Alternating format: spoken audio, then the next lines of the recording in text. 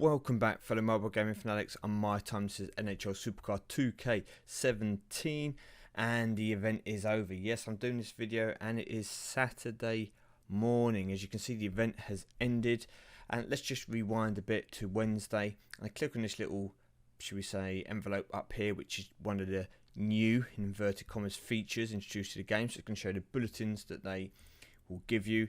And as you can see here, Rivals Clash starting early. Now this caught me by surprise. I can imagine it caught quite a lot of you by surprise as well. So we experienced some timeical difficulties. So this week's Rivals Clash has already started. Jumping in and pick your team. So Rivals Clash began on a Wednesday. Now fortunately I did find this out probably about 12 hours into the event. So it's not like I missed the whole day or something, like I'm sure a lot of people did.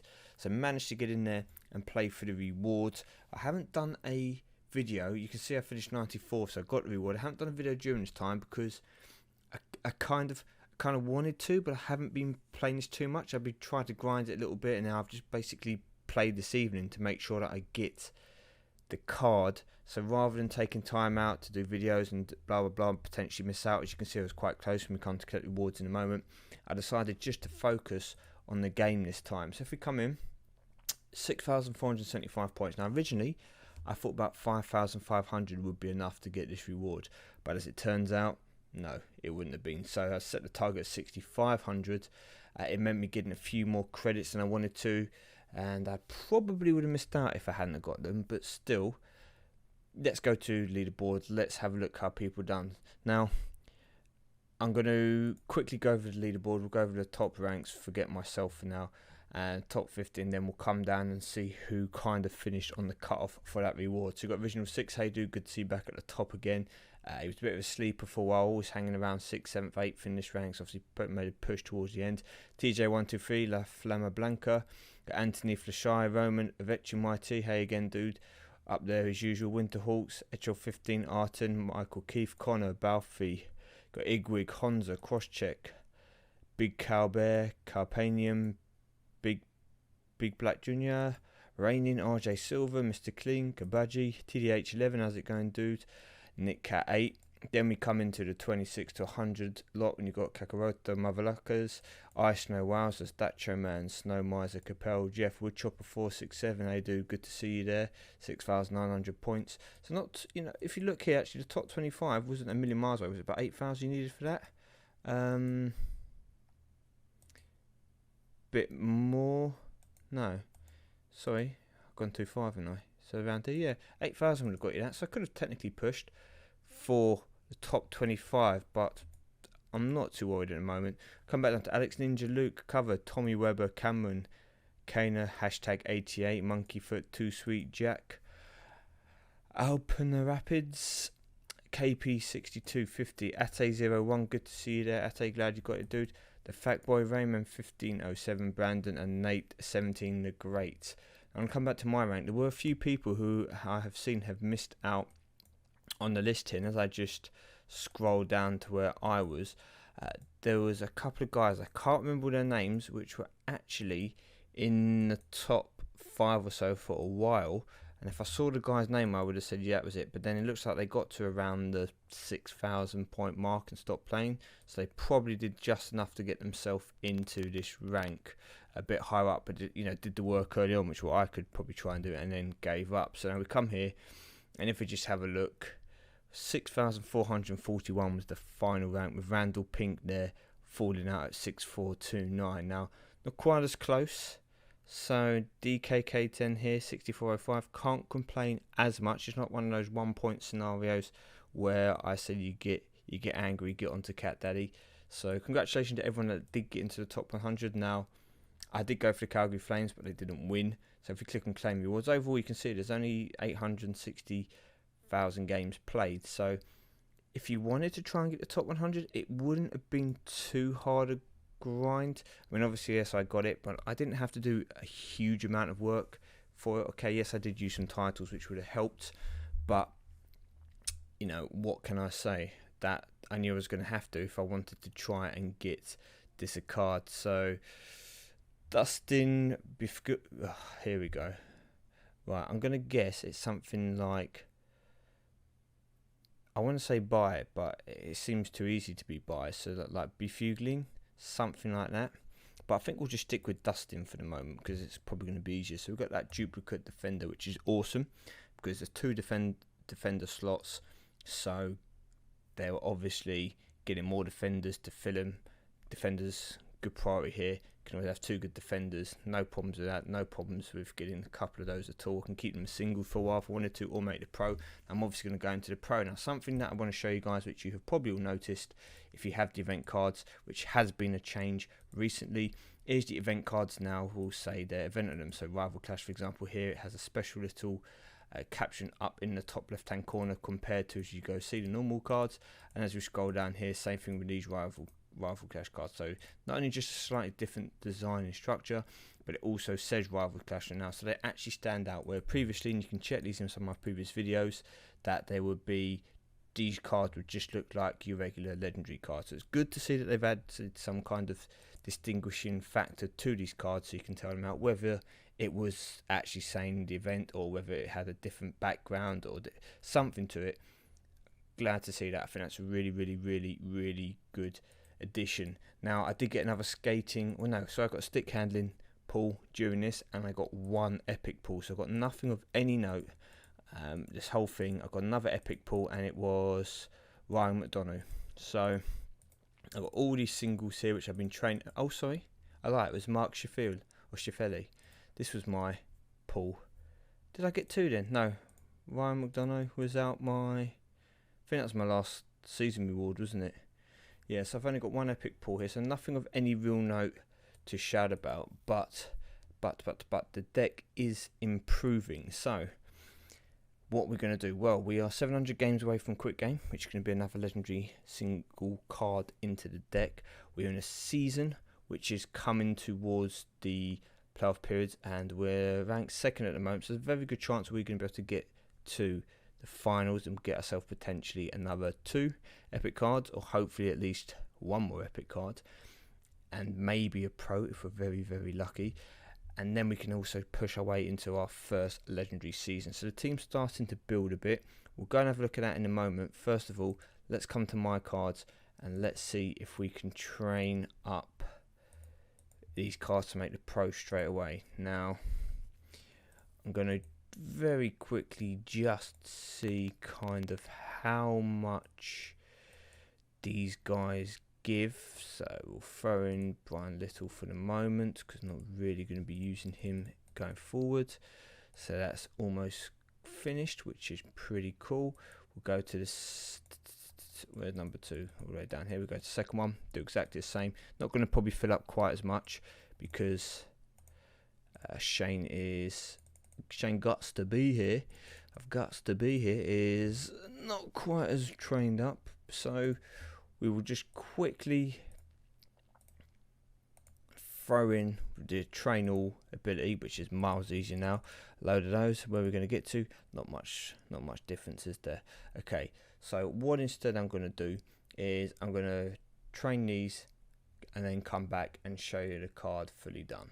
Okay, so with that kind of sorted now, we'll scroll along, and here's Dustin. This is him pro'd without being leveled up. Okay, so we'll just look basic at his stats. You can see he's pretty much a playmaking kind of guy, decent focus, and his stick handling and skating are on par with each other. Now, I can't really compare him with any of the other cards unless I fully level him out and then compare him to Claude Giroux, which we will do in just a moment. But before we do that, we're going to take a quick skip out and we're going to go to my quick game.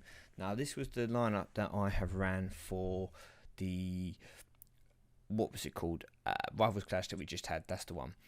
And you will notice here I'm running a common goalie, 2 legendary pros, one which is obviously the event, which does help, and then a common Stamkos legendary pro. Out of position, yes, but I can't do much about that.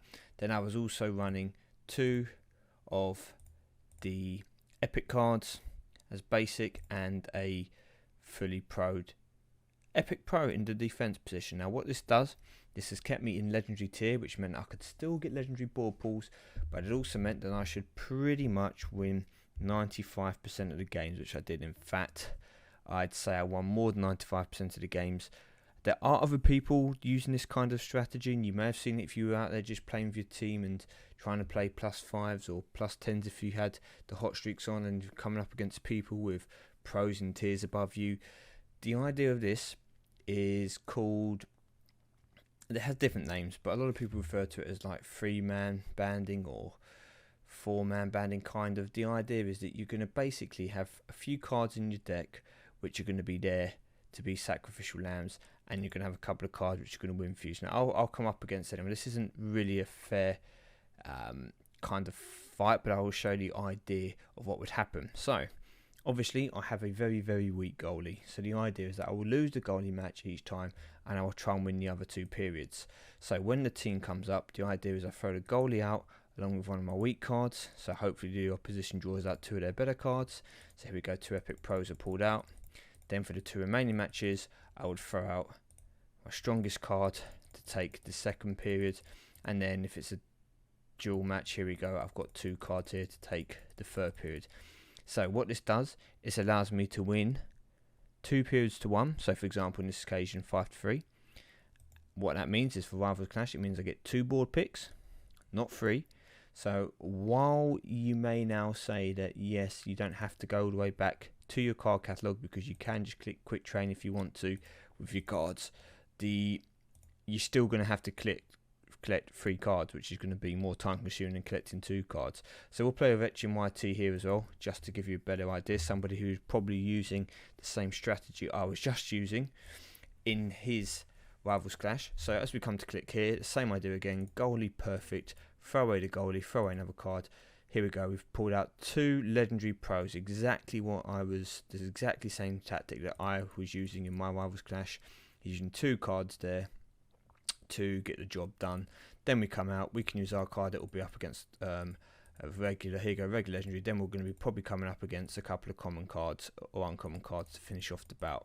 So the match went in my favour there, otherwise it would have been a case of how our cards lined up, and considering he had 2 Rival Clash pros in there as well, would have mean that he would have beat my regular legendary Stamkos. So you can see even if you come up against people with better cards and you using the same strategy, I mean that's a perfect example there, you can still win if the matches are called in your favour.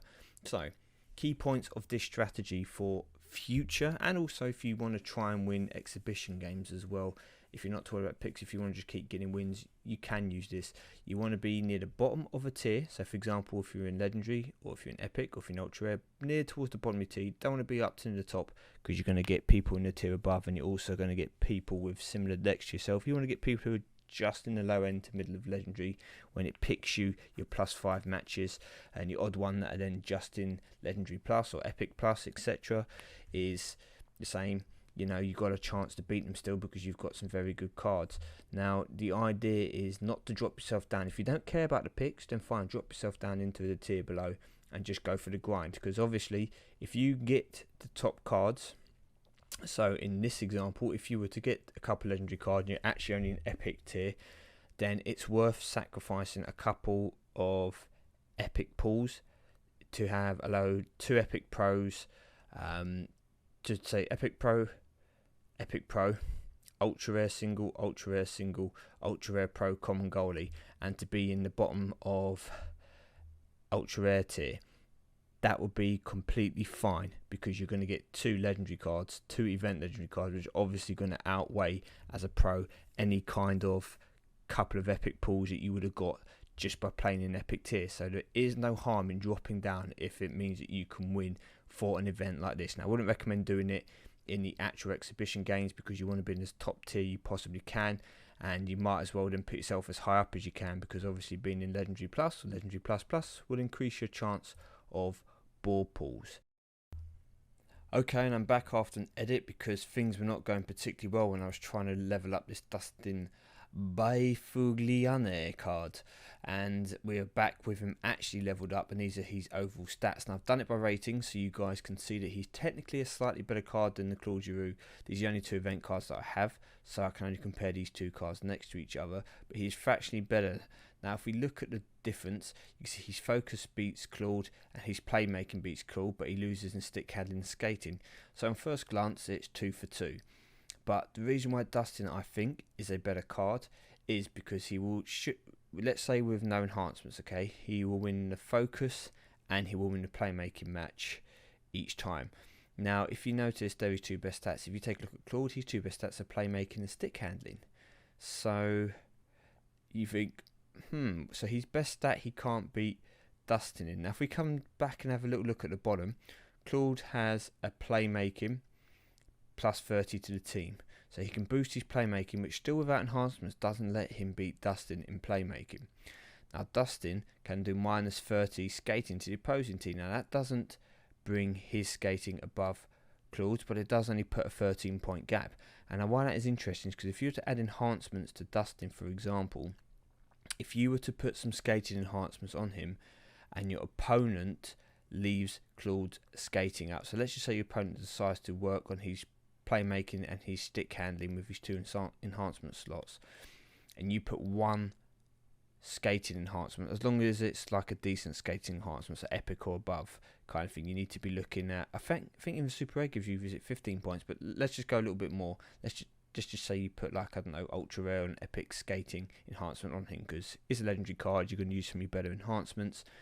If you proc in intimidating, you are going to beat Claude as well. Now I can't compare other Rival Clash cards, but in this example you could make your Dustin card by Fungi. You can make by Fungi card beat your Claude Giroux card here, because you're only going to really lose in stick handling. If you get the proc in, you've got a chance of winning skating, and if you decide to put enhancement on his playmaking, you can also have him in the playmaking category even if he does proc, and the focus one you're going to win anyway, because very few people are going to put focus enhancements on him. So this card, very interesting, very good addition. Now let's come to the enhancement and show exactly what I was talking about. So I recommend you only enhance epic cards and above. If you want to use rare, super rare enhancements, then fine, use them on your lower cards, but only use any epic and legendary enhancements on legendary cards and above. In fact, even if you wanted to keep your legendary enhancements for when star tier and playoff tier and all these other tiers come out, that isn't the end of the world either, because that's a little way down the line. I'm going to start to use some of these so I can get some use out of them. As you can see, it doesn't seem to be too hard to pull these enhancements, and now that I'll be in legendary plus tier in exhibition games and that, hopefully I'll get a few more legendary versions for the future. So these are all the ones I'm left with. Now what I was saying was focus could do with a boost. His playmaking is pretty strong. I'm going to ignore his stick handling and I'm going to actually put a skating card on. So I'm going to try to not, I'm not going to make him 3 stats. I'm going to keep him as 2 stats but boost his 3rd, because it looks like it could come in handy in the future when I'm coming up against tough competition which have got similar decks to myself, as we just saw against Zavechin YT in that last match. If I had a Rivals Clash versus Rivals Clash card, depending on the lineup, this could help me out. So we're going to go with a plus 45 skating, and we are also going to go with, for now, we're going to go with I want to improve his focus, so I'm going to just use this for the time being. Now this, I'm not too worried about this ultra rare one. This ultra rare one will go in the near future. This is just to give you an example of what I would do if I had the enhancements. So now I've made him up to 13, 14. He's basic skating. His focus also up. It's mainly a playmaking card. I'm not going to use him really in the stick handling category. So if we compare the two now, although you could say obviously it's not fair because Claude doesn't have any enhancements on him, my card looks pretty good. Now if I were to enhance Claude as well while we're here, which I will do, I would look and say, okay, we're going to give up on his focusing, his playmaking and his stick handling pretty good. So is he skating? Now he can promote the playmaking by 30 if he procs. So what I'm going to do is I'm going to improve his stick handling, and I'm going to improve probably his skating. So now this is without obviously knowing what I did to my other card. So in fact, let's keep it semi fair. So we're going to improve his skating with a ultra rare, and will improve his stick handling with a legendary card. Okay, now the idea is I left the playmaking because he can give plus 30 if he procs, so I thought, you know what, we'll boost his stick handling, bring the skating up in kind of lines with it, and hopefully it can be a 3-stat card. So I've kind of tried to make 2 3-stat cards here. Both of the cards have got a stat which I'm not going to touch, and the others got a good chance against each other depending what's called. So if you compare the two now, focus, Dustin wins.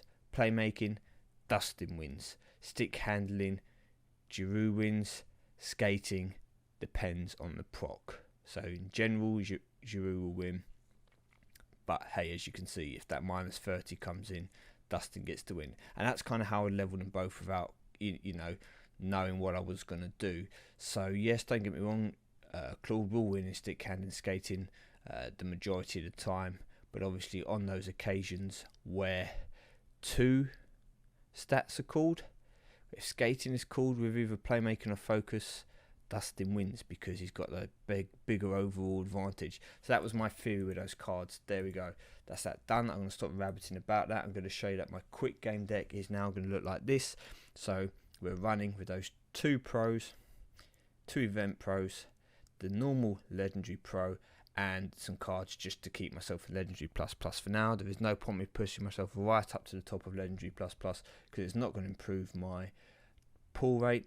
Now that I'm in legendary plus, I'm hoping that I can start to get a couple of legendary pulls, and now for the future videos I'll be able to show you a team that is actually improving to the stage that I'll be able to get the top cards in Road to the Stanley Cup, and I'll also be able to go into an I was going to say ultimate, because I'll be able to go into legendary season and start challenging for legendary rewards. So we'll be back in the next video to show how the season has gone, hopefully with some good pulls as I work my way towards the next ladder reward. And yeah, let me know how you guys did in the event. Did you get messed up by the earlier start time? Did you get the rewards you want?